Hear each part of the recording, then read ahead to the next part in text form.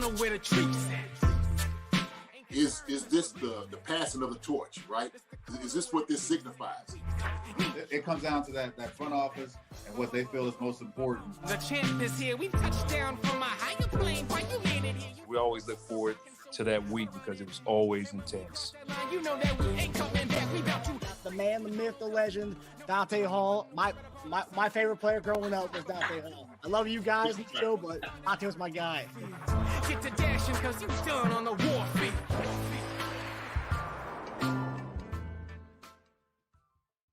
This episode of Chief Concerns is brought to you by betonline.ag. Hey there, Marcus Dash here from Chief Concerns. Just want to comment and say BetOnline is your #1 source for all your sports betting needs. Get the latest odds, lines, and matchup reports for football, baseball, boxing, golf, and much more. BetOnline continues to be the fastest and easiest way to place your wagers, including live betting and your favorite casino and card games available to play right from your phone. Head to the website or use your mobile device to sign up today and get in on the action. Remember to use promo code BELIEVE, BLEAV, for your 50% welcome bonus on your first deposit. Bet online, where the game starts.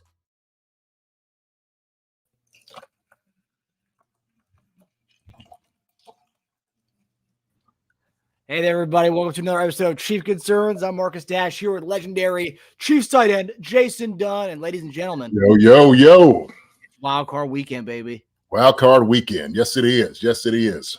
Oh, man. It's been a while for us to be playing on this, though. Usually we're spectators during this time. Yeah, we are. But here's the thing, though. I think, because we are taking this journey and this road, I wouldn't want it any other way. With as much controversy we had all year, people kind of doubting us, what type of team we were. To me, this road right here makes sense for me.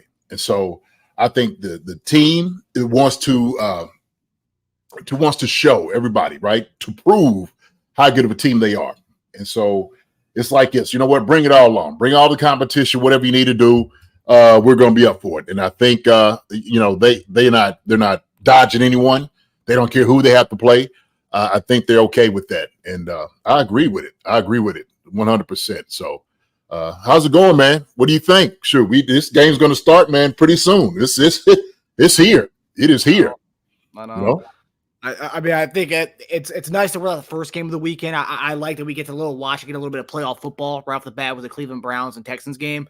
Nice little warm up by 7 o'clock, stretching a little bit, getting your dinner ready, getting your meal ready, whatever that is. I know some people I read somewhere that apparently one of the biggest game day meals. This is interesting. Popeyes is probably one of the biggest most popular game day meals for fans to watch at home, which is interesting. Popeyes, really? Yeah, one of the So I remember. Well, I don't know if it's a thing, but before the Thursday night game, the Lions game, I remember saying, "What's everyone's game day meal?" Majority of people going on there saying Popeyes. Popeyes was their Thursday night or their meal for watching games. Which do they have like some type of deal that's going on that everybody doesn't know about, or somebody knows about that we don't know anything about, or what? What is it? It's one of those things where, like, with chicken, like, I mean, I guess you can just like kind of eat it throughout the game. It's not like one meal. You can kind of like scatter it up however many pieces you want to eat in the first quarter before the game, halftime. So you can kind of like break it up into I get it. Day event, I guess. I hear you, but yeah, Popeyes though, that's shocking. I would have never guessed that at all. Seriously, yeah. So quesadillas are a pretty good one because that's another one you kind of break that up. Like you get like a quesadillas, they come like 5 different like the triangles there. You kind of dabble a little bit. But I look at why didn't going back to chicken? Why didn't like chicken wings? Right. Yeah. I mean, to me, chicken wings seems like it's pretty easy for everybody to kind of go in. And if you wanted 2 or 3 of them, you can put a little sauce on it, give you a little bit of variety. To me, that seems like the way to go. That seems like the way to go. So, yeah. But either way, a lot of stuff to kind of get ready for. And on Sunday, you watch Joe Flacco maybe defeat the young buck, the new young gun in town, CJ Stroud, to see if they can get to From a football narrative storyline perspective, I guess the journalist in me, I really want to see Flacco go to Baltimore to play against his old team in the next round. That would just be awesome. A guy who's counted out, was out on his couch until a couple weeks ago. He takes Browns, leads them to the 5 seed, and then also takes them to the he gets to play Baltimore. I mean, that'd be insane. I mean, that'd be just a great story in itself. But then, getting ready, and then you got Tyreek coming to town, and then taking care of business that way. There's a lot of great storylines in this playoffs. Well, we had to figure out if it's in the script, Marcus. I don't know if it's in the script or not. Did the writers, factor it in? Did they factor in Joe Flacco coming in, saving the Cleveland Browns season and getting to the playoffs? I don't know. Maybe they did because we got. So think about it this way, because I think I saw online saying, "Oh man, the NFL scripters." And these I don't know what it is, maybe because it's Twitter now and we're hearing more people's opinions. But we're seeing more conspiracy theorists than ever that I've ever heard in my life. But anyway, you got everyone saying they did it purposely. Tyreek's coming back to Arrowhead on the same weekend. Jared Goff and Matt Stafford's going back to Detroit. And then if things work out properly, Flacco wins. Flacco goes back to Baltimore. It's like the NFL scripted this whole thing out. I mean, Hollywood script writers couldn't have wrote it any better. I mean, this is that would be fascinating. That'd be fascinating. But I think it's sometimes how these things just work out, man. It would, that would be kind of a feel good type of story to kind of go see. It would be interesting. Because here we got a guy that took him to the Super Bowl, won the Super Bowl, and then by every measure, they kind of kicked him out. He was done with him, right? He's that beat it. Joe Flacco, we appreciate you winning the Super Bowl. Hey, see you later, right? So Lamar did speed up that process, and I get that. And he was at one time he was the highest paid quarterback. So I know. Everyone used to talk about his contract like that was, oh my gosh, these contracts are getting ridiculous. And he were fast forward to 2024. He getting deals then. That was a bargain deal. Yeah. So So what we got going on, man? What you got going on as far as subject wise? What we talking about for the entire scope of this weekend, man? I know there's a lot of things on the table we talk about, right? One is obviously the weather. Yeah. Okay. We got to talk about the weather. I was traveling in it last night, this morning, coming up from the coaches convention, and it was something just to see. I can't even imagine being on the East Coast, what they're going through, being pummeled with all oh my gosh, the type of weather they're dealing with. So Kansas City it's going to be a whole different animal, a whole different beast, man, for these guys coming up here from South Beach on the Miami in the sun. Know. What do you think, man? Golly. Oh, man. It's brutal. They're literally saying it could be the coldest game in NFL history. Not just the coldest playoff game, not the coldest game in Kansas City. The coldest game in NFL history is what they're saying right now. Really? Yeah. Wow. Are you serious? I didn't know that. Man. All the history of the game, NFL history, this will be the coldest. Yeah. Possibly. And I don't know if it's that it'll feel like the coldest game, because I think they're going by like the wind chill factor. So right now, I think I saw a couple days ago it was negative 24. I think earlier I saw it was negative 18, and I saw another report saying negative 20 wind chill. So like it's pretty rough. Yeah. Dolphins fans are trying to get the game out of Kansas City. Good luck with that. Good luck with that. JD, before we do get to the Dolphins and Chiefs game, obviously it's the big thing. We're going to preview that whole game in this whole episode. But you've been in the football community for a very long time. Today was kind of a very big day as far as guys either retiring, guys parting ways with their current job. I don't know if you ever met Pete Carroll, and I don't know and I know for a fact you've met Coach Saban. Mm-hmm. So Saban retiring kind of shot a couple of hours ago. That kind of shocked the world of him retiring. Any thoughts on Nick Saban retiring and Pete Carroll parting ways? You know what? To be honest, and I kind of thought about it, but it's almost like their time came to an end, their era. And if to be honest with you, if I'm a coach and I've been doing it for so long and I've been very successful, I've changed a lot of different people's lives, had some wonderful coaches around me that have affected my life in a lot of positive way, a lot of players. What more do you have to do? I mean, honestly, I mean, at this moment in time, when you get a little bit older, I think you should be able to transition into having a time where you can enjoy everybody else around you, right? Your family, your children, your grandchildren. Shoot, they probably have great grandchildren at this stage, right? And so they just see that the game is getting younger. They see the coaches are getting younger, and so having to deal with the long hours, the long days, and even if you're structuring it the way that you want to structure it, it takes a lot out of you. That's what coaching is. Coaching is one of those things that you had to give sacrifice, your time and your effort, your body, your part of your family. Just depends on what, how you decide you want to put everything together. But it's a huge sacrifice. It's a huge sacrifice. And it just takes, like I said, just takes a lot out of you. It takes a lot of your time. And so these guys should enjoy their life. They should enjoy the time that they have to go to places and to go see the guys that want to celebrate them, right? Look, these guys are icons. They've made their mark in the game, Pete and Nick. So hats off to them, man, for job well done for both of them, Pete Carroll and Nick Saban. And we're talking about two of probably the most prominent motivators of men out there. From what I've seen, and like I said, I've never met Pete before. I can't remember if I have or not. If it was, might have been briefly, but I can't remember a time. But I have met Nick a couple of times, and so just his words, he just leaves you kind of just hanging on it, because he just has such wisdom and knowledge and insight of not just the game, but just life in itself. And so, the game was without a doubt better for it, having those two guys, those two icons being a part of it. And so, like I said before, man, a job well done for both these guys. But I think now is a time for them to kind of get out of it, get out of the game, man. It's something that they love, but they can still be part of it. That's the thing about it. They can go anywhere and be a part of it anytime they want to be.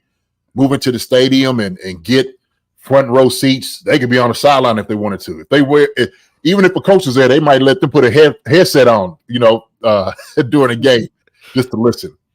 But yeah, man, there's a lot of people that are better for those two guys being in their lives, helping them out on the football field and just like in life in itself. Yeah. And you're going to make the argument these are two of the best college football coaches ever. I mean, what Carroll did at USC. Yep. We're seeing a comment here. I have USC alumni as friends, and they're still pissed at Carroll for bailing after putting USC in such problems. I mean, there's a lot of controversial things you can find with both these guys past. I mean, being in the public eye for such a long time, there's going to be controversy in a lot of guys past. But yeah, two of the best college football coaches all time. I think the thing with Saban more so than Carroll, I mean, sometimes, like Andy Reid in Philadelphia, it just got to a point where, like, kind of like it's not a stale thing so much, but like kind of, just maybe a different voice in there. And I think Carroll's being moved up to like the front office. He's going to be like a team consultant. So he'll probably be a team consultant and probably get a media job in ESPN, Fox, or one of the big brands. And then Saban, on the other hand, they lost the Rose Bowl, took overtime. And you could even say they probably put up a better fight than Washington did in the championship. Yeah.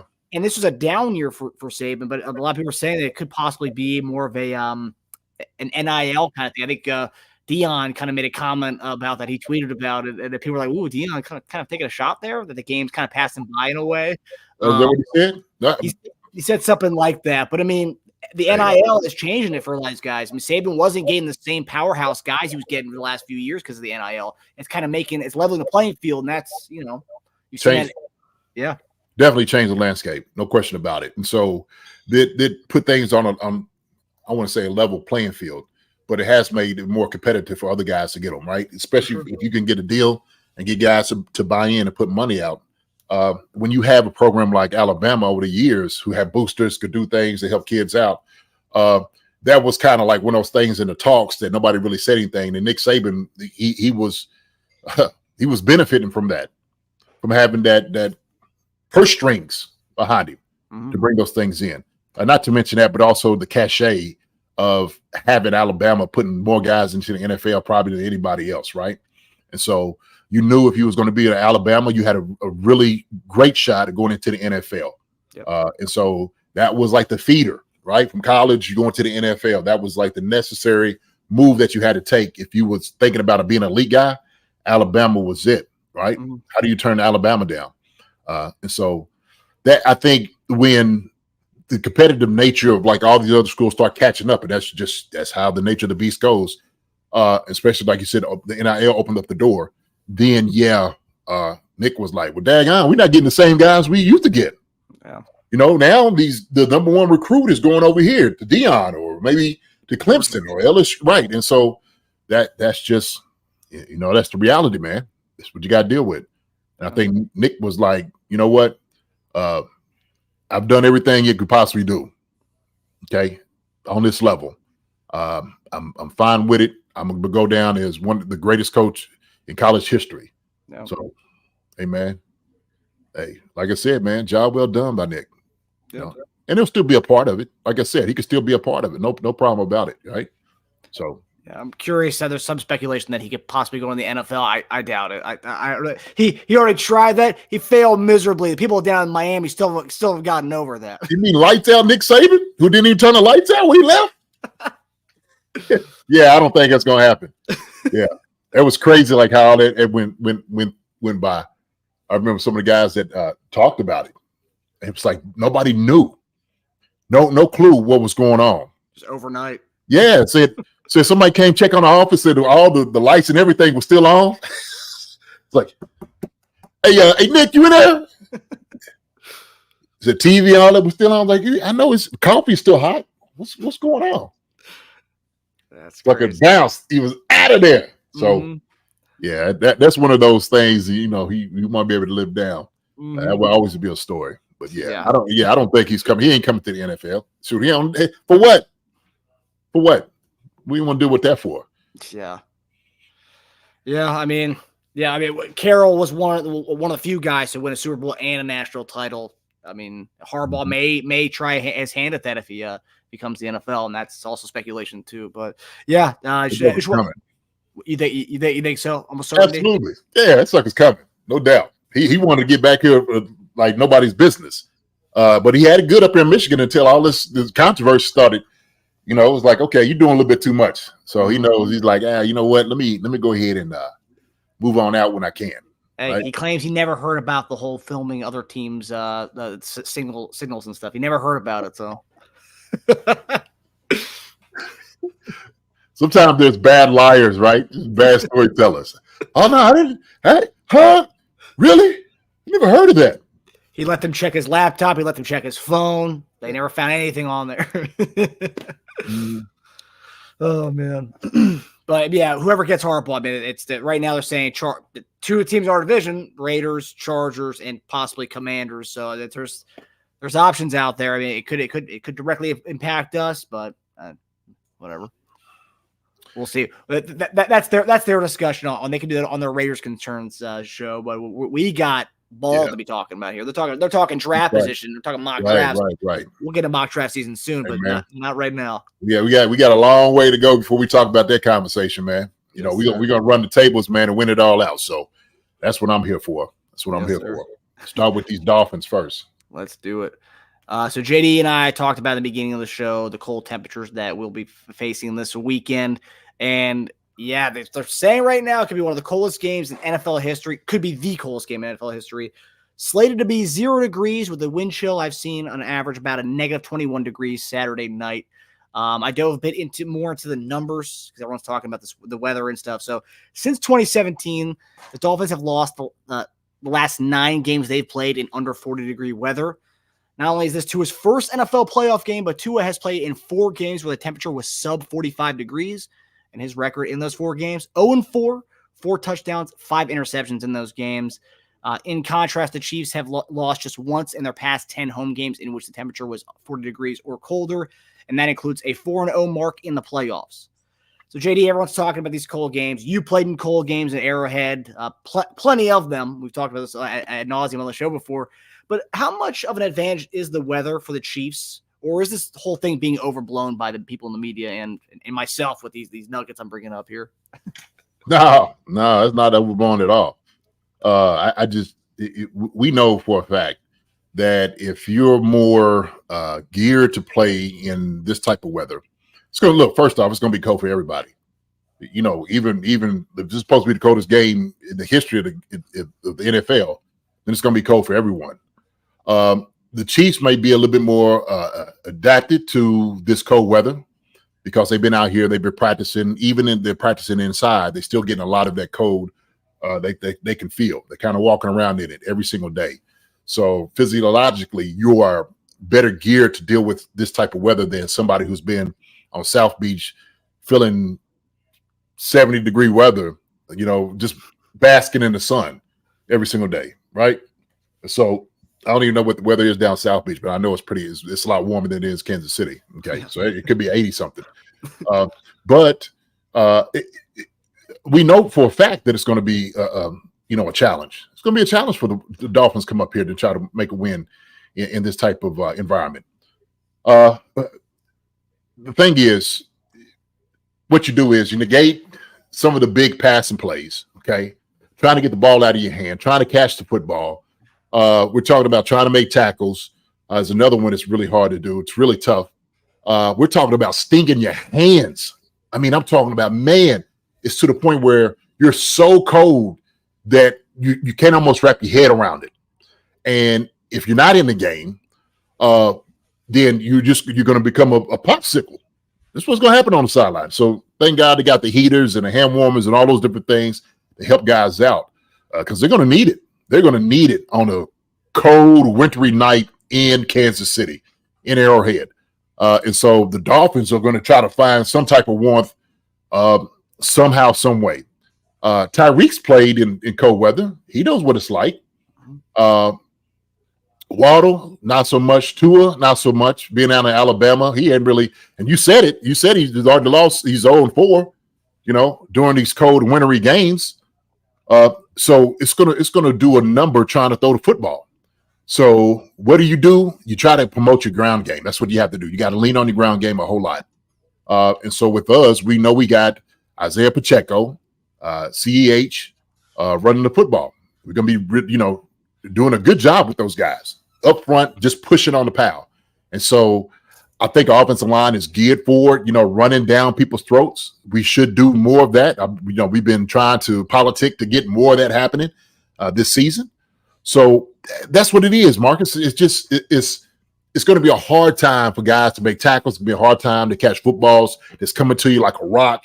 And it's just going to, man, I'm telling you, it's one of those things that if you never played in the game, okay, and we're talking 3 hours here, all right, and you feel like you can't feel your fingers and your toes and your feet. And I'm sure people out there have felt that before.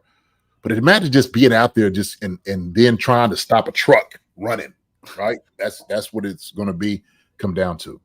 So yeah, man, it's going to impact this game without a doubt. Without a doubt. Yeah, and you look at the end of the Dolphins and Bills game. There was that one like 3rd and long where Josh Allen ran for it, and it seemed like the Dolphins defenders didn't even tackle him. And this is in 70-degree Miami weather. Talk about, we got the guy back there, Pacheco, who you don't want to tackle him when it's 75 degrees, 80 degrees, let alone we're talking negative 20-degree weather, right? So yeah. That's gonna be a tough stop. You've been saying we need to feature him more. Give Pacheco the rock. Mm-hmm. I think this weekend, I think he's had some great games this season. I think this might be like his game that we look to for years down the road. We say, oh, the Pacheco game. I think that might be this game. What a great time to do that. Then just run the ball and hammer it down their throats in a cold weather like this. Yeah. Well, here's the thing, though. I mean, Miami knows this, so you'll probably see a lot of 8 in the box. Safety coming down, just like the Raiders played us, and they had a good game plan against what we were doing because they know that we live on the short passes, the screen game. If we decide to run, then if you stop Pacheco, stop the guys getting to the second level, then that will hurt Pacheco. So we're probably going to see a lot of that, just 8 in the box, and they're going to say, "Dare throw the football," right? That's what it's going to be. And it's going to be on the same way on the other side, too. Mostert or Chain, we don't know who's going to play. We know those guys are both a little banged up. But they're going to try to run the football. Matter of fact, they might try to with the motion, try to out leverage us on the outside, getting the ball to Tyreek Hill. Little swing pass, let it go hit his head on the goalpost. And so I think their game plan is, well, look, let's just get the ball to Cheetah and let him make people miss, okay? And let him get up the field. So you just know if anything, you stop him, but they definitely had to stop Pacheco. They're gonna have to try. They're going to try. But yeah, I'm hoping that is, Marcus. I hope it is a good game for Pacheco. Looking at him get 160-something yards, right? Maybe CEH come in and give a little something too. But we got the jet sweep as well. Trying to get some guys on the outside, McCole Hardman, those guys. So yeah, we'll see. Yeah, I'm excited to see how we go into this game offensively. I didn't get a chance to look at the numbers of Mahomes' games in these like last 9 of the last 10 of these 45-degree sub 45-degree games. But I mean, we've seen him play in the playoffs, and that's typically in January, and it's not the warmest of weather in January. I also another stat that Tua's record in December and January, I think it's like at 500 or a little slightly below 500. Okay. And that, I mean, obviously plays home games in Miami, but you're also playing your away games, New York, New England, Buffalo. I mean, those are the warmest of places. And the one thing with Tua too, like I know we look at his 0-4 numbers, and I know people are trying to. So I feel like some of the stuff's overblown, but these guys have played, games, and like you said, Tyreek Hill played in Kansas City. But he played in Western Alabama, played at Oklahoma State. Those are warm places. But then he got used to that playing in the NFL for as long as he has. But Tua, Hawaii, he grew up in Hawaii. Yeah, played college ball in Alabama, Tuscaloosa, plays football in Miami, and now it's going to be. I'm sure he'll get used to it. I'm sure they're doing whatever they can. But yeah, that's my question. How does a team? And you played in Philly and you played in Kansas City, but how I haven't seen how they're trying to get used to this or trying to mimic this, because I know that everyone tries to play the elements. What are they doing? Going inside their little stadium and blowing the AC on blast? I mean, how do you try to get used to this? You talking about in Miami? Yeah, how are they working on this? Man, I don't think there is any way. You can't do it. You just got to know mentally what you're going to have to go into. And so that's the thing. If you've been a team like Kansas City, right, or let's just say like Buffalo, that play in cold weather, it is an advantage because, like I said, mentally, psychologically, physiologically, you're built for it. You've been toughened. You've toughened this landscape out for a long time that you just know what you're dealing with. Okay, and you adapt to those things a lot quicker than somebody from Miami. Tua, he'll never get warm. There's some guys who could, I don't care what you do, they cannot get warm enough. And so he's going to have a turtleneck on. He's going to have 3 or 4 shirts. I mean, he's going to try to do everything he possibly can to keep himself warm. And so, man, just the anguish of thinking how cold it's going to be, right? Just get ready for it. Just get ready. He's like, oh, my gosh. Dang, God, it's going to be cold. Like, you was talking about you don't like the cold weather, right? You was just like – So you talk about it. How does it feel with cold weather? Like, what does it do to you mentally? Let me ask you that, right? Because I don't like cold weather either. But I play in it. I could go out now right here and go in short sleeves in the cold weather. And I'll be all right. What about you? It's rough. So playing as when I was in high school, so I probably it would get down to in college too. In West Virginia, it got really cold, but I can't remember anything that was this bad. I think maybe 32 degrees, 30 degrees is probably the coldest. Yeah. And from a receiver's point of view, it was awful, especially in the snow. But when, playing flag football and having to throw the ball from the quarterback's point of view, right, obviously not getting tackled. But life changed a little bit as far as having the hand warmer and being able to have that. I know it's still cold as crap. Yeah. But that is just so much. And I remember as a receiver going to the huddle, I would put my hand in my quarterback's little hand warmer thing. Any time in there, I would put my hand in there for a second. It would feel great for that second, but from a skill position person, that's awful. Quarterback, I don't know. I feel like you having that little protection there to put your hands back in it. As soon as an incomplete pass or a completion, you put your hands back in there. You can rest those things to keep them warm, so you can at least grip the ball. But yeah, it's brutal. It really is. Just going from the huddle all the way out there to no man's land. On your split, it's going to feel like, oh, my gosh, my head just got cold all of a sudden. So they'll probably everybody have hand warmers, I'm sure, who's catching the football, but it's still like I don't care. It absolutely runs through you. I was in it yesterday. It's not wasn't that cold, but that wind was just cutting right through it. I was like, oh my gosh, I get like layers and layers on, cutting straight through it, Marcus, cutting straight through it. And I was getting gas. And you know how you put in like your members card, you know, like your points. Oh, like boop, boop, boop. I said, man, forget the points. I'm getting up in this car. Sprinting inside the car. Yeah, man. Shoot, I ain't worried about that. Hey, I'm not staying out here. Yeah, but in my mind, I could toughen it out. Like I said, I played in cold weather before, and so I can go out and it won't bother me. It really won't bother me. And I've gone sleeveless, but if I'm wearing sleeves, and I said this before, then I know I'm cold. Cold. But you do little things, Vaseline on your arms. They got a little bit of like some of this heat rub that you can do. Man, when that cold lays on you, man, sometimes you just can't get warm enough. I'm telling you, you're trying to thaw out, and some guys, I'm telling you, they're going to be like, I cannot wait to get this game over with. Some of them guys mind me, they're going to be like, I don't care if we win this game, hope we win it, but I cannot get on the bus fast enough. Telling you. So. Was there a difference because you played in Philly and you played in Kansas City? Both places can be brutal in the wintertime. Was there a different type of feel from the Kansas City winter games versus the Philly winter games? Yeah, I'm saying it was. I think I always say this about Kansas City. Kansas City to me has the extremes. Like it get extremely cold, it get extremely hot and humid. And so in Philly, because you're on the East Coast, you might get a little breeze coming through. It gets cold, no doubt about it. Snows, and the snow's just all over the place. But it doesn't seem like it's just overly cold, right? Like it's cold and you bundle up and whatnot. But my coldest games is when I played with Kansas City.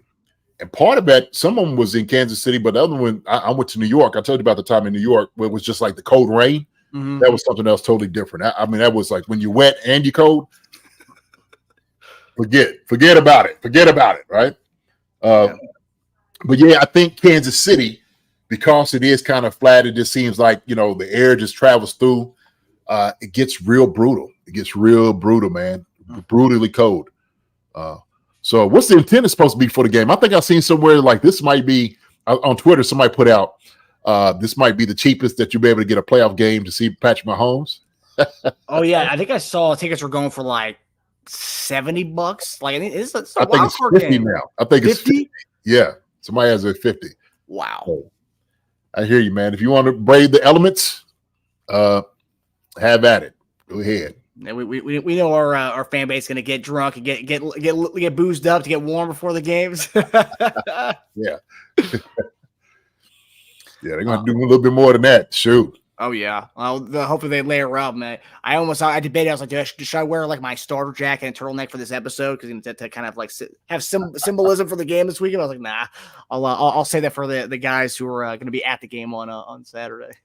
Yeah. So breaking down a little bit more about the game. So Mahomes had a press conference this week and kind of gave a little hint as to him seeing that maybe getting to the playoffs, he's confident the team can kind of get it back a little bit. We saw a little bit of that after they won the game against Cincinnati. After the game, he said we just need to score points, and that's pretty much what his message is right now. I'm going to play the clip here of what he said yesterday. I'm confident, not only in our offense but in the football team. You see how the defense is playing. Offensively, I feel like we're going to play our best football at the right time. And I think if we can just score, we don't have to score too much points. If we can just score enough points, our defense will shut the door, and we can find a way to get a win. So, I mean, pretty much summed it up right there. We just need to score points. And what do you think about this logic? And I've seen some of the talking heads on one of the shows this morning. It's like, oh, we need to score some points. I mean, like it seems like he's not confident at all. They're setting the bar very low for this Kansas City team. What do you make of his comments there? No, I think what he's doing is just taking a good assessment about what they are offensively and what this team has defensively as well. So he understands, like, the defense has been playing at such a high level this entire year that we now know that the Chiefs can, without a doubt, lean on the defense making plays and winning games for us. They understand that. And so Patrick is sitting there saying, look, all we have to do is just make positive yards, okay? Positive yards and score points. So if I'm getting down there and I'm thinking, like we were talking about this other day, if we score 3 touchdowns, then we're fine. 3 touchdowns and a field goal, we'll be good. Don't think about trying to get the 5 or the 6 or whatever, how many possessions you're going to have. If you score on half the possessions that you get, they should be fine. So Patrick understands that. He knows that Spags has his defense humming, and he's going to put it together, a scheme that's going to be able to shut down Tyreek Hill, Waddle, Tua, Mosseret, Archain. He understands that. So that's just him understanding like what their job is to do.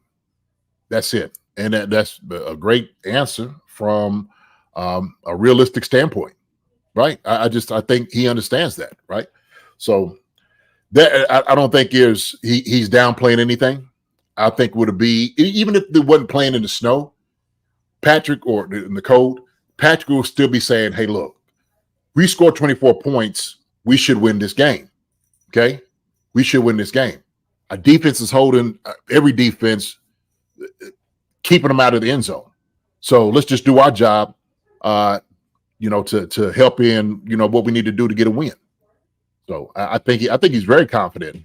But now he knows, and he's telling the guys, look, we just need 3 tubs and a field goal. That's it. I mean, that's one thing we talked about. And I think even before that Broncos game, the Bengals game, yeah. you were saying going into that game, obviously we come off the Christmas Day loss, but you were saying it just kind of the fact that we just didn't have an identity going into that. And you came away with that out of that Bengals game saying it seems like we do have an identity. It's kind of this hard-nosed thing. And like when you hear Mahomes talk like that, and it's pretty much the second time we've heard him say we just need to score points. Even if it is field goals, we're scoring points, putting points on the board.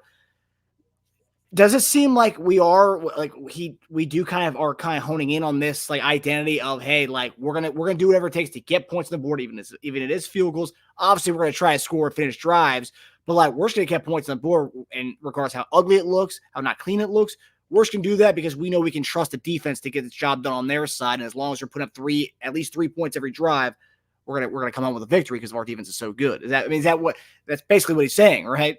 Yeah, pretty much. I think they kept beating themselves over the head this year about catching footballs, running different plays, trying to understand whatnot. And we talked about them being more vanilla. And I think it kind of happened after the Raiders game. It was like, look, let's simplify some of this. Okay, sometimes we just need to come in and hit teams in the mouth. All right. If Pacheco's been eating, he's just been running through guys. Why aren't we working on that even more? Okay. Let's give some simple things here, a couple of different plays that we could add on to what we're doing, but don't make it too complex. But let's just go out there and play ball. So we got the best tight end in the game. We got the best quarterback in the game. Let's go out there and just show them what we can do. And we talked about what the receivers that came in last week were able to show. We add that on to what we do offensively, then we become a lot better. Okay. Come a lot better in between the lines as far as trying to get the ball in the end zone. So I think Pat really understands that. And I think that's going to be the theme of this is what our job is, period, point blank. Three tubs and a field goal. We win, period. That's it. Okay. So schematically, when we played them in Germany, obviously neutral site game in a dome, just a weird game, a home game, but really not really a home game, but in Frankfurt. Yeah. Mm-hmm. But we came out that game, guns ablazing. That first drive was like an Andy Reid blast in the past. He drew. Just a great opening script. We win that game. They cut it to a 7-point game. We were dominating that game. And obviously, the scoreboard at the end of the game kind of really wasn't indicative of how good the domination was. Yeah. Was there anything in that game that, if you remember, that we could kind of maybe replicate this game? Oh man, you know what? I didn't go back to look at this game. I can't necessarily think of anything that comes out to me other than what we did defensively against Tyreek. Let's just be physical. I think once you do that, you'll be fine. And so we need to have a good game up front on the defensive side of the ball and on the offensive side of the ball. I think it's where the game's going to be won, to be honest with you. It's going to be won in the trenches. Who wants it more up front? And so hopefully, when we talked about it, Donovan Smith has been hurt. Hopefully he'll get back this week to help out with that, because he's a mauler. He's a guy that likes hitting guys dead in their mouth. And he'll just add on to it. Our offensive line is that those guys up front that do love just punishing the defense. So I think that's what we need to do. I think we just need to get into that, just running the football. So yeah. I mean, and that game, man, I remember it was just I never felt worried in that game. It wasn't until the end where like, all right, we're gonna make a stop here. Defense came up huge in the end and made that stop. But like, yeah, that was just a thing of beauty. That specifically that first half of that game against Miami. It seemed like we were just getting the ball out quick. I mean, that was kind of one of the games we saw Rice kind of do his thing. I mean, he had that quick screen for a touchdown on that opening drive. But yeah, it was just a thing of beauty. And like we had a comment here, that was probably one of the only drives this year where it actually looked like the old Chiefs, the way we used to look, right, on this first drive, kind of just get down there pretty easily, efficient drive. Yeah, it's just going to be different. It's going to be different now. Like I said, we know that they'll probably have 8 in the box. They're probably going to play, man outside. Darius to throw the football deep. But they know we like screens. They know that. They know we like the wide receiver screen, running back screen. So they're going to be looking for it. And because we play more laterally throughout the game, they know we're not a vertical team. Maybe we need to throw maybe 1 or 2 little vertical, throws in just to keep them honest. Well, they're going to try to do it. I mean, why wouldn't they? But yeah, man, shoot. If Rice gets off, he catches the football. I'm looking for Travis to have a good game as well. We should be fine. We should be fine. So I don't really worry about Miami too much. Tyreek is the one. I know he's coming here for the revenge. I know he's talking it up. He's been talking about that. So now he's been pretty quiet this week, though. Yeah, well, I think he's focused up. I think he's focused up, to be honest with you. I think he's like, look, there's no need talking. What I need to talk about? Okay, well, I lost the first one, which I was running my mouth, which I shouldn't have been talking, ish or not. So let me not do it. Let me just focus on up, and it's all business from here. So, yeah, I think Nagy said today during his press conference that they were happy to see Hardman get in a little bit last week and do his thing, and they do see a role for him this coming weekend, which absolutely. Well, wouldn't time. Yeah, well, I mean, what we getting here for? We didn't, right? He's a weapon for us. Why not use him? Yeah. Seeing a question here from Mark Fulkerson. Question: it seems MVS has the biggest difficulty with over-the-shoulder catches. I noticed this last year with his size and speed. He can be lethal if he can catch that pass. Is there any quick solution to getting him to catch these? Quick solution to catching those? Just repetition. That's what that calls for. Just repping those type of catches. Repping, looking the ball into your hands as a receiver all the way in. And I'm talking about from the flight of the ball all the way up, catching it above your head. And you got to follow all the way in. I'm talking about to the catch, to your hands, to the tuck. And you train your eyes and your entire body to go through that entire process. That's, to me, is the only quick solution that you have. And that's reps, that's time. That's all that is. So he even if he's at home, I don't know if he's, to whoever it is at home with him, hey, throw some balls to me. He catch it like this, right? Just sit on the couch watching TV. Doop, doop, doop. So that is the quick solution. Yep. We got Rick Hendrickson. Will Ross be ready to go? Rick, we're about to get into the injury report stuff because that's kind of a big key to this game. But JD, before we move on to the injury report that Miami has kind of their entire team looks like they're on it. But this week, so they're without Andrew Van Ginkel. He's done for the season. Bradley Chubb's done for the season. The only remaining edge rusher they have is Emmanuel Ogbah, former Chiefs player, won a ring with us. This week they signed Justin Houston, another former Chiefs player, and Yep. Bruce Irvin, two veteran guys, two veteran edge rushers, which I would have loved for us to have brought them on to be like veteran, like depth guys. But it seems like they're bringing these guys on to be immediate impact players for them this week, because I mean they're kind of just that dwindled edge rush room. Jalen Phillips is also out for them, big loss for them. But like, do you see that as like kind of a not a win for us, but the fact that they're getting guys off the street to play for them like this week? I mean, usually it doesn't bode well for you. No, I mean, if you're getting guys who doesn't really have the type of history that these two guys have, it might be. But we're talking about Justin Houston. Justin Houston is a guy that still is capable of playing in the NFL. It will give you something. Maybe, he have like, man, he'll be happy going back to Kansas City, kind of playing on the other side. So it might be a little incentive for him. Maybe he was trying to get to Kansas City, and Kansas City didn't say anything to him. So I sometimes you got to do what you need to do. And veteran presence is something that is warranted, especially when you're in dire straits, when you lose two guys like that. Houston and Lisa Irvin, he comes in. No. That's just depth, somewhat of fresh legs, but these guys are going to try to stop the run. That's another thing they're going to do, right? Try to anchor, stop what they can, stop the bleeding. So I think it's a pretty decent sign for Miami, and they got Melvin Gordon, right? Yeah. Melvin Ingram. Melvin Ingram. Bowser Gordon. I don't know what Melvin Ingram. So yeah. I will say this, and this is one thing I made a comment on Twitter, and people were kind of ran down my throat. I was saying Justin Houston, Melvin Ingram, Bruce Irvin, and then pair him with Agba. Those are actually not bad. I mean, if we're talking January 10th, this is a team that doesn't have as dwindled down edge rush room. To not have any edge rushers to be in this week, to having those guys, it's not a bad edge rush room. Man, you got some crafty guys, veteran guys that know how to play in the playoffs.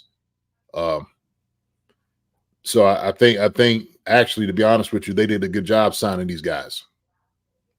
Really. Yeah. And the thing is, they've been in the building in Kansas City. They know some of the guys. They know them well. So it'd be interesting. These jokers, man. Hey, Melvin Ingram and Justin Houston on either side. They ain't chopped liver. Yeah. We ain't talking getting really guys off the street, who hadn't done anything. Okay. These are well-known dudes that we had.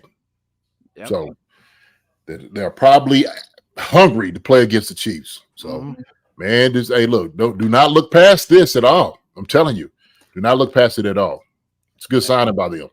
It's a good thing that we have Donovan Smith coming back. I think Keith just said that. It's a beauty. I mean, these are veteran guys, so they may not have the juice that they did have maybe 5 years ago. But these are still crafty guys who do know how to dominate rookies. And luckily, Donovan Smith will be slated to come back this week, so that's a big help as far as having some help in the trenches. It's going to be a good battle, man. Shoot, it's going to be like old gladiators going at it. So they're going to pull out all the stops, all the little tricks over the years that you have. Somebody got something up their sleeve. Somebody, pull something out, little rabbit out of the hat. Yeah. You got something here. So I never sleep on guys like that. Never underestimate experience ever. Ever. So, you just learn how to do things right here mentally, cerebral, as opposed to the physical part of it, right? Because you can't do it anymore. Yeah. So it's going to be a good battle, man. It's going to be a good test to see because, we always talk, and you've talked about before, like you want to kind of get on because this is one of the reasons why you wanted to win the game last week, because you wanted to have kind of like on a roll getting into the playoffs, whether it was our starters or not our starters, but you wanted to have that kind of like a win streak getting into the playoffs. And you got two schools of thought here because you got one team that's pretty much limping in based on their injury report, then also based on the losses they've had going into this game. And we're on a win streak. They're coming off back-to-back losses. And they didn't look good in either one of those games. And so it's like you just got two different teams right now going different trajectories right now. Yeah. but you got the one team that gets the what's the movie now that has all the old action stars from the like the 90s and 2000s. Oh, Expendables. Yeah, you go get the Expendables. Put that crew together. You're gonna try to make something happen. So I don't know, man. Hey, look, it's youth against experience. Okay, who's gonna win out? I think what you do is for guys who hadn't played, you test them. You got to test. Test the legs a little bit. You won't test them too much, but I think with those guys, you got to run some traps. You got to run some counters. You just got to get past them quick. Because they don't know how to anchor. They don't know how to get a pal. They ain't got no problem doing that. Mm-hmm. So, yeah, man. I don't count none of them old dudes, them old jokers out. Look. If they brought me out there, I'm gonna give you something. I promise you. Okay, I might have a young guy on me who's gonna get past me, but there's gonna be some times I'm gonna get the better of it. You best believe that. Mm-hmm. That's just a fact because I got that right here and right here, and I know I got some craftiness in me that the refs ain't gonna be able to see. They ain't gonna be able to figure it out. But I'll hem a joke up, And I bet you come back in the league right now, you'd still be the best blocking tight end in the league, 100%. Yeah, man. I told my daughter this. She was crazy. She said, "Dad, why don't you go back and play?" I said, "Shoot." I said they wouldn't have to pull me out because I got hit. I could take the hits. I said they would bring a stretcher out because I'd be out of gas. I'd probably fall out just from exhaustion. Accommodated like Jason Dunn is on the ground. I think he's just tired. It's already out, man. Wore out. That's what that would be. So, actually, have a little goal line red zone package for you to come in there. You'll be all right. I'll be all right. Yeah, I'll be all right. Goal line package. But I'd be like what's the little commercial where they have with Emmitt Smith and those guys, old guys coming back. It's a good commercial. I think I saw a tweet. Earlier this week. It said Justin Houston, Melvin Ingram, and Bruce Irvin in the locker room, and someone posted the clip of Jerry Rice dapping up with Emmitt Smith. That's funny. Guys ain't that old, man. They gonna show it too. They know everybody's talking about them, so they're like, okay, you know what? We got something for y'all. Y'all talking all that noise. We got something for us. The geriatrics out there, huh? Yep. So we mentioned the Dolphins injury report, and like I said, there's a couple questions I want to ask you here, but I'm just going to go over the people who don't know the injury report they have. So on top of the weather, the Dolphins are facing kind of a battle on two fronts here, with the injury report being a huge factor in this one. So Xavier Howard, cornerback, Jerome Baker, linebacker, Jalen Phillips, edge rusher, Bradley Chubb, edge rusher, Andrew Van Ginkel, edge rusher, all out. Have already been ruled out for this game. Teron Armstead, tackle, Javon Holland, safety, Tyreek Hill, receiver, Jalen Waddle, receiver, Raheem Mostert, running back, Devon Achane, running back, and Jalen Ramsey and Liam Eichenberg is the guard for them, are all limited this week. They've all been limited. Armstead actually Armstead and Holland have not practiced at all this week, so that's an interesting one. Although they spoke to Holland today, and Holland says he's going to try to play this weekend, so he's optimistic about that.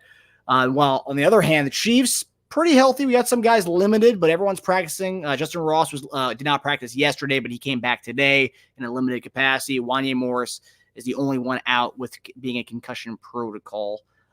So a couple questions here. And the weird thing is with Tyreek, he has a quad injury on top of, I think, an ankle injury, and the quad injury just popped up, I think, today or yesterday. And they asked McDaniels about it. McDaniels said, I didn't even know about the quad injury. I just heard about that today. So it's like, I don't know. It's like when you see an injury report that big and that long, is this like a gamesmanship kind of thing? I mean, like, yeah, of course. Yeah, absolutely. And that's how you have to play it. You got to play like everybody's hurt, right? We don't have a chance because everybody's injured and look, playoff game, all the bumps and the bruises go away. Okay. And we know, and I'm sure that vitamin T is still flowing for guys to get ready to get that, that little Mr. Miyagi put on guys to get them ready for the game. And hey, it's 3 hours is a game. And you can always rest. So all these guys that's out right now, they're just getting rest. That's all it is. Get rest. We need you for Saturday. And I said, we need you for Saturday. So take your time. All right. We'll put you on the report so they don't get ready for you. Well, we got to cover all bases. Everybody's playing. That's how you play it. So Spags is like, look, everybody's playing. I don't care who they say. Same thing in the office. Nagy, everybody's playing. Ramsey, they all playing. And so that's the way, obviously not Chubb and those guys, because, they're out for the year. Chubb might even try to hop back out there. I don't know. Just kidding. But, yeah, it is. It's gamesmanship. This is chess right here.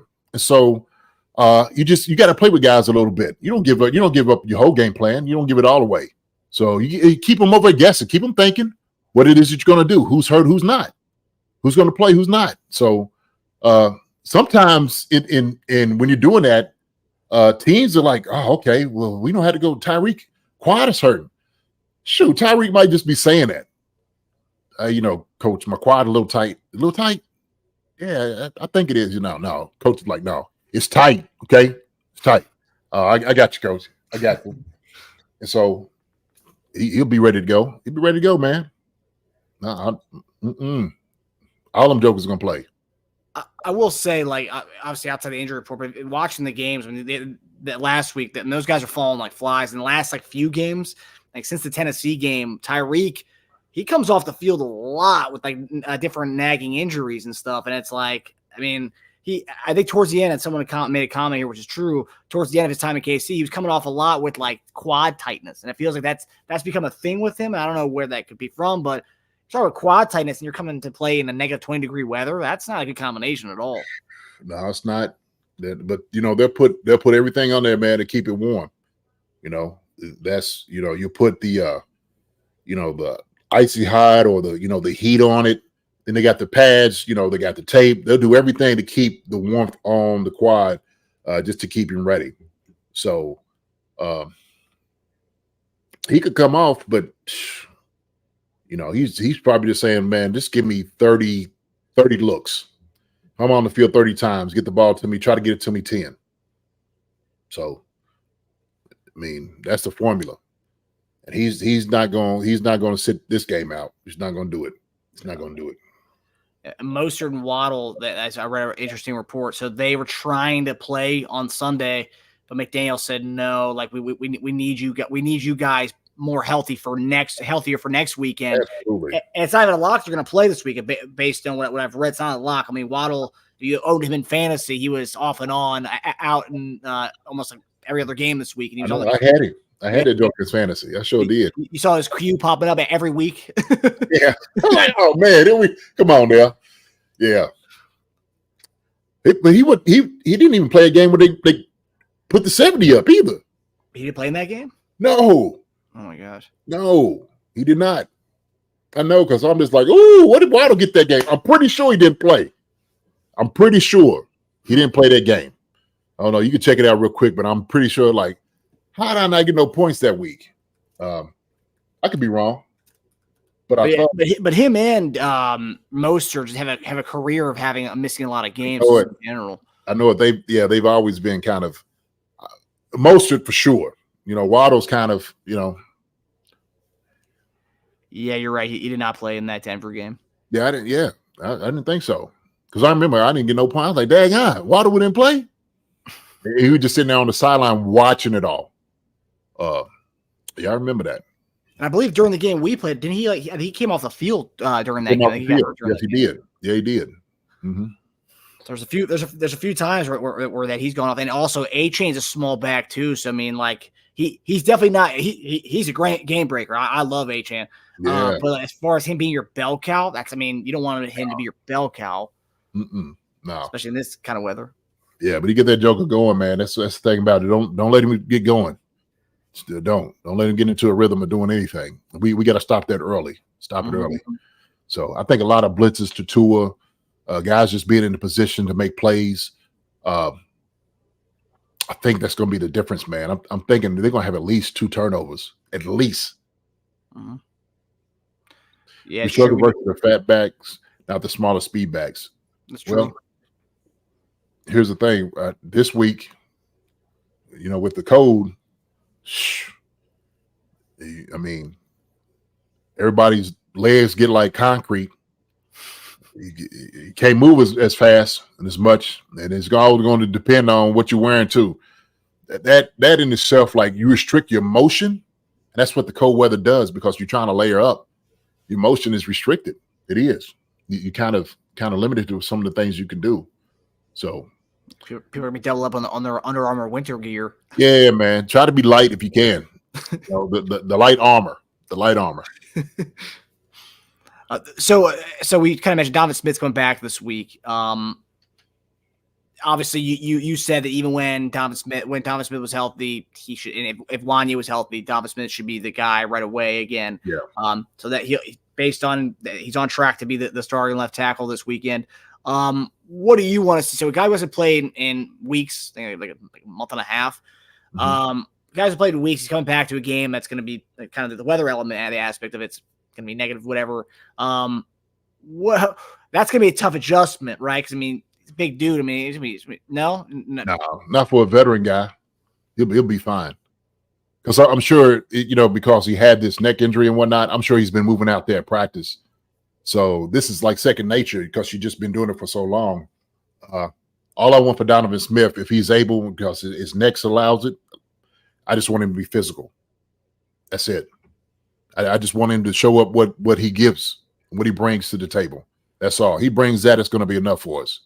And so, yeah, him sitting out this long doesn't bother me. I'm not worried about that, because we're not asking to run 30 yards. Okay, we're not. Hey man, you want a box? This is how good you need to be within that 5-yard frame. That's it. That's all. Okay, if you can kick step or you can come out of your cleats, that's all you need to do.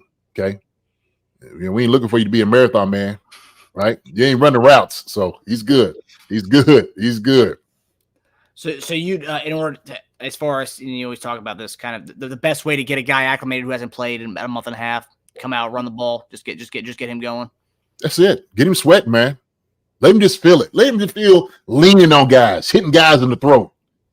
It'll come back to him. He'll be all right. Now, the physical aspect will somewhat deal with him. He'll feel that, but he'll catch up to speed. He'll catch up to speed. Like I said, if he hadn't been hit anybody, I'm sure out there while he's been practicing somewhat, he's been getting some of his, his cardio in. So we have a question from our guy, John. Hey, look at this community aspect here. John was trying to ask a question, which he could have just asked it anyway, but we appreciate the super chat, buddy. So Angry Drunken German is asking a question on John Clifford's behalf. More Chanel, less Gay due to weather. How do you think the linebacking situation will be in this game? Oh, first I didn't know what it was. I was like, what? Okay. More Chanel, less Gay due to weather. Oh, yeah, okay. Yeah. It's like, what? I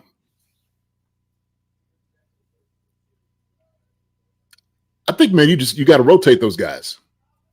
I think, yeah, definitely more Chanel. Chanel definitely deserves to play. I think maybe Gay and Tranquil is going to be the guys switching in and out more than Chanel. Chanel's built for this. He's built for this. I mean, Joker played up in Wisconsin, didn't he? Yeah. So, sucker's home. He gonna come out there without no sleeves. I guarantee it. Shoot. He like, man, I love these games. I love them. So yeah, man, I think it's gonna be more Chanel without a fact. But I think Gay and Tranquil might be the ones that might be switching in and out. Okay. And if it's gonna be more of a running game, I would think Gay may be in more than Tranquil. But we'll see. We'll see. We're gonna see Mike Dana, Michigan guy, and Chanel coming out before the game with shirts off, like the like the Seattle Seahawks receivers from a couple of years ago. Boy, you gonna freed your butt off. Your buns are gonna be, oh my gosh. Ain't no way. That's the type of weather to pierce your skin. Pierces it. So Once you do that, there's no going back. No, it isn't. It's not. So, we'll. Oh my gosh, it's gonna be a heck of a game, man. I can't wait to see it. I'll be cold just watching the game at home. So, what do you think about this whole deal with the whole Peacock and not having that? I didn't know that many people were going to be upset. Maybe I'm not upset because I have Peacock anyway. So I just, I think I got Peacock with a package or whatever, and I just, I like Peacock because they got some good things on it. My mom likes watching. I think like The Voice and different things they have on it. They got some shows on there that's pretty good. So they got a lot of old school shows too. I think my brother Tasia has Peacock, so he shares his account with me, and he likes some of the old like 90s and 80s shows that they have on there. Like they go back and watch. But yeah, no, I thought it was interesting. I think it's unfortunate that a lot of people won't be able to get that. Charles Omena, who contacted Peacock, got them to hook him up with a deal where I think people had to respond to his tweet, and he was going to give out 90 free subscriptions to Peacock to people. Wow, really? Yeah, because he heard about the news that a lot of people won't be watching the game. But I think in Kansas, if you're in Kansas City, KSHB, the NBC affiliate there, will have the game. Okay. On their local. So if you're in Kansas City locally, you'll have it. But I said on our show the other day, if you don't have Peacock, there's a website that everyone can go to. It's called Stream East. I don't know but if you just type in Google Stream East, it'll have all the games on there. Honestly, if you don't, is that legal? Yeah, you're not. Come on, Marcus, you ain't sent. Oh man, please don't tell me you sent all the people to the. When I want to watch baseball games, and I don't buy MLB extra innings, but when I want to watch baseball games, I'll go to that and just put on a game. And yeah, hey, look, man, you got to do what you got to do. I hear you. Yeah, Marcus, you send them to the little what's the name of link, illegal link. Well, one of our friends actually, because I have NBA League Pass, and him and I were talking on the phone. We were watching the same game, and his illegal stream was faster than my actual NBA League Pass. I'm like, what the heck? I actually pay for this. You don't pay anything for that. Really? Wow. Yeah. Wow. So they get really crafty with some of these sites. But yeah, I think it's unfortunate, but they're trying to get more subscribers. And what's a better way to do that than to have the Chiefs?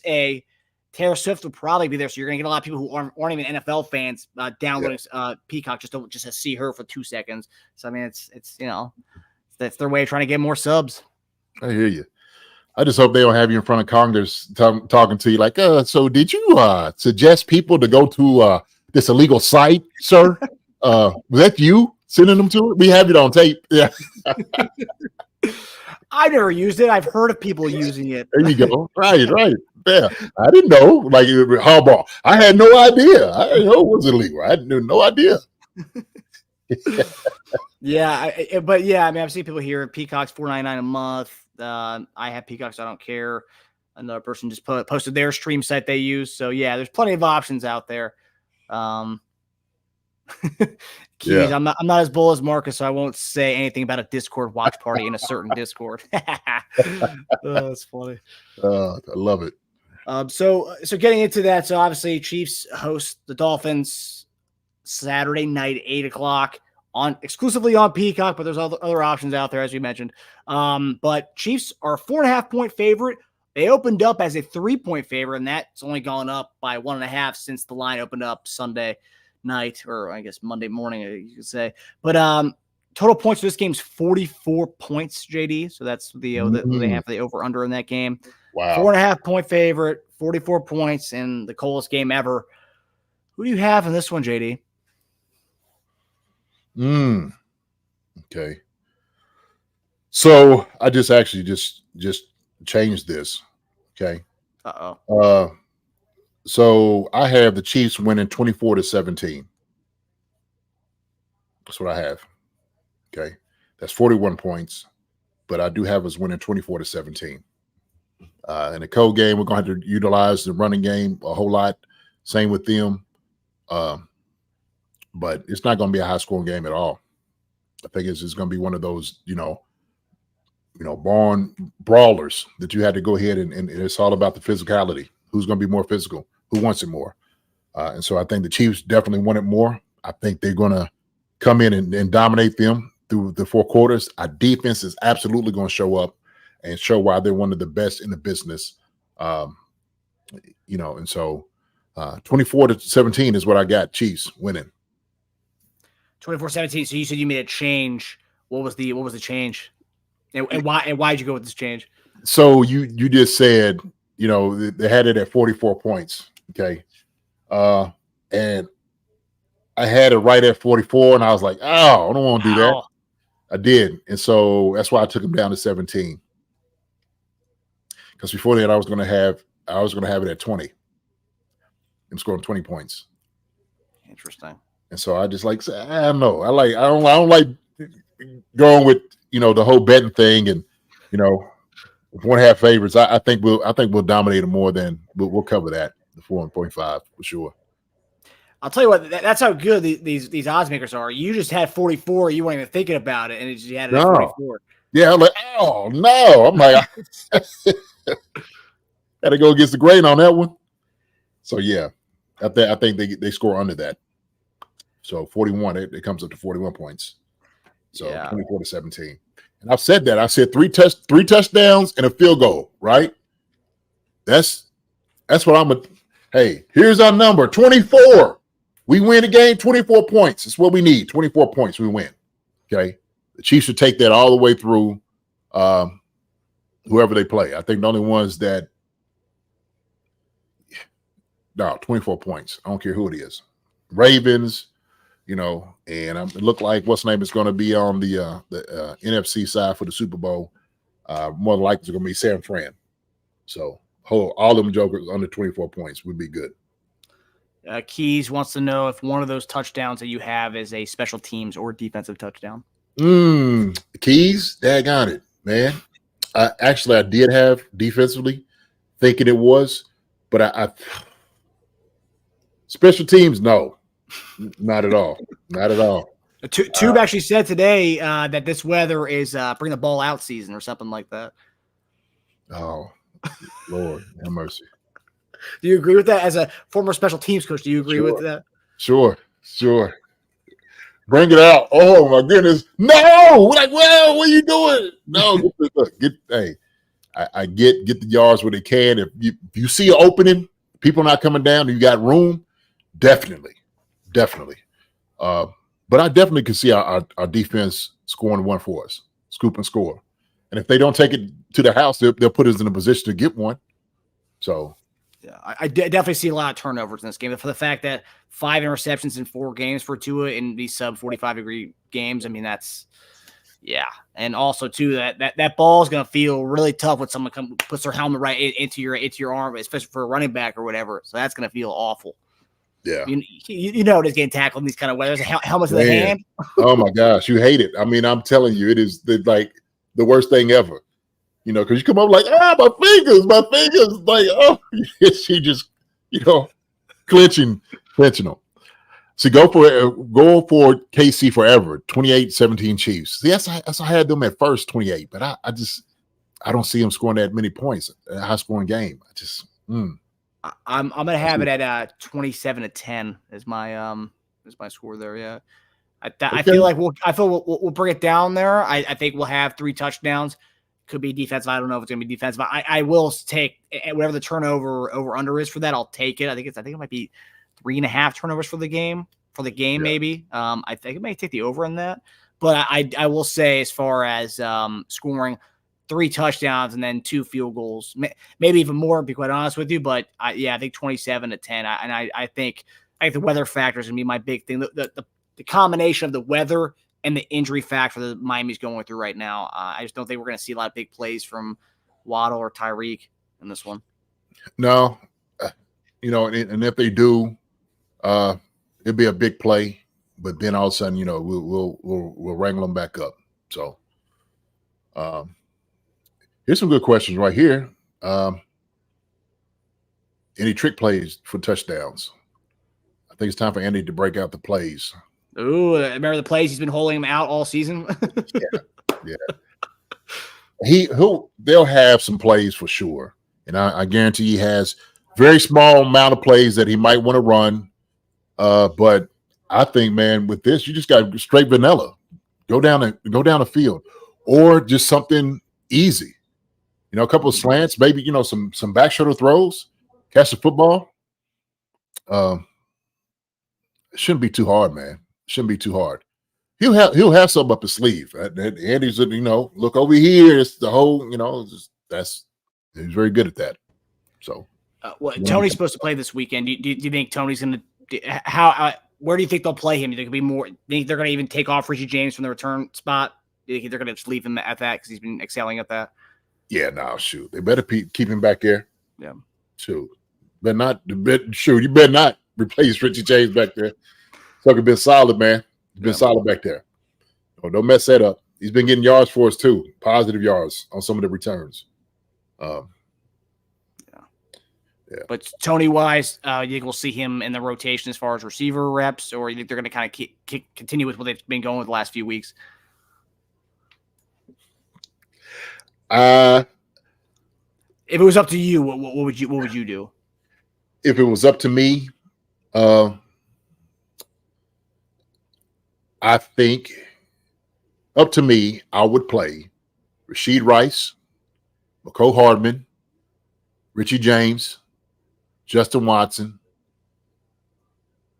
Kadarius Toney would come in there somewhere, get maybe a couple reps, and then MVS. Yeah, I noticed you didn't mention somebody in particular. The everyone's favorite, the fan favorite, Justin Ross. I don't know, man. I hate when guys get hurt. He come in one game, he's hurt. Like I know. He's back in a limited capacity. So at least he's practicing. Yeah. But what does that mean? What did he hurt anyway? What was it? What was the injury? Oh man. It's not good. No. It's not good. It's not good. I know, that's why I left him out. I was just like, he would have been in there. He would have been there. But even now, because of Kadarius Toney's hip injury, you don't know how limited he is.